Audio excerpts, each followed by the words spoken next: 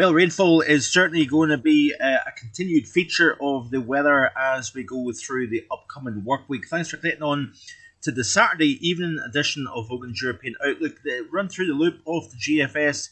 Notice here that the orientation of rainfall moving into the British Isles is coming up from a southwesterly direction, and through the remainder of October, it looks as if the biggest totals compared to normal is going to be focused across the southwest of the UK and indeed Southern Ireland here. So a kind of slightly unusual orientation of where rainfall is coming in from a southwesterly direction as opposed to a westerly direction here. You can see here this is off the GFS ensemble, and you can see here that the current setup is that we've got a fairly amplified pattern at the moment. We've got, of course, a lot of warm air getting filtered north up into the northwest of the Atlantic, Greenland.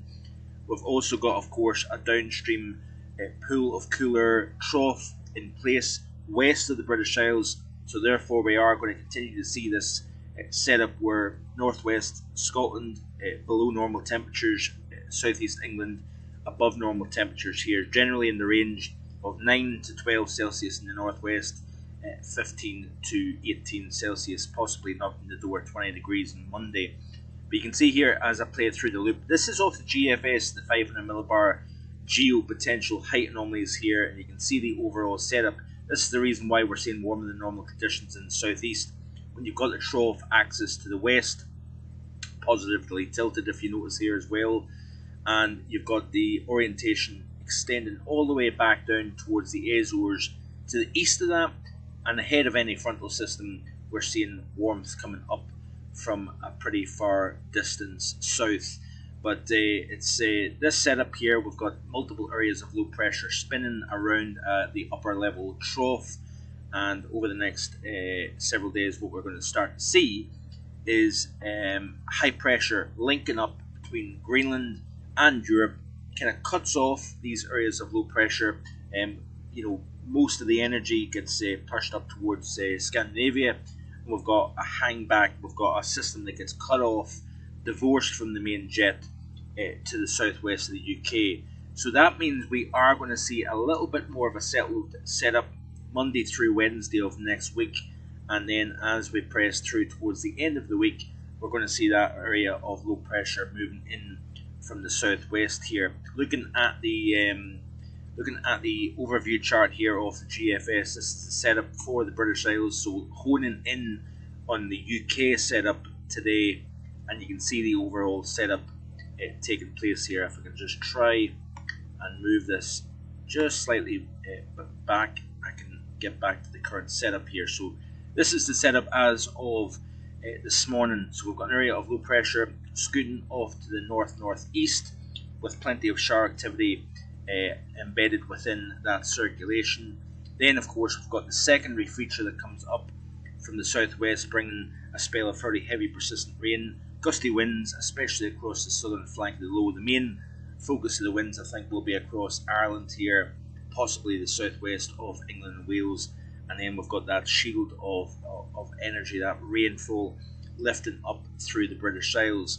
Then as we head towards the Tuesday-Wednesday time frame, that system exits up into Scandinavia, and before the next system arrives from the southwest, we get high pressure linking up, like I say, between Greenland and Europe, cuts off that system and stops it from progressing northeastwards into the British Isles.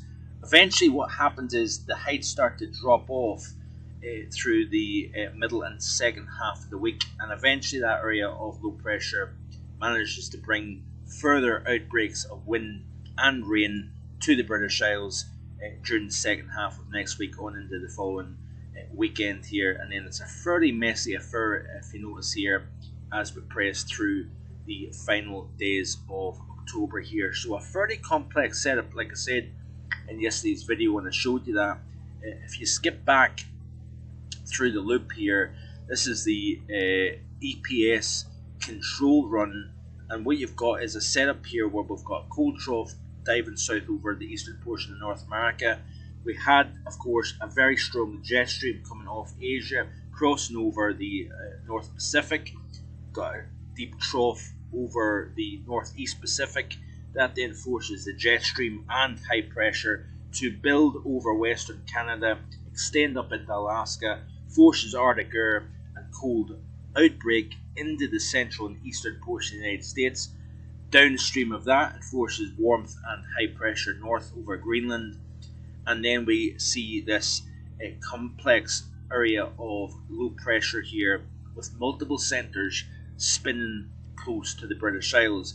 But you notice here that as we go towards the early portion of next week, what happens is we've got that ridge over Greenland, the ridge over the European continent, bringing, of course, a lot of warmer than normal conditions here. Eventually, what happens is that cuts this system off and then gets stuck in place, kind of trapped beneath that area of high pressure. Then, as the second half of the week progresses, we start to deflate the high slightly over the UK, and it allows this system to come in from the southwest here. So, but it's not going to be. I don't think it's going to contain a particularly deep centre, a strong gale or anything like that. But certainly, it is a very kind of blocked up and kind of odd type of pattern, if you will. The Arctic oscillation went from firm positive into slight negative territory. The NAO is still in firm negative territory, expected to continue for the next 5 days or so, edging towards neutral, if you notice here, towards the end of the month overall.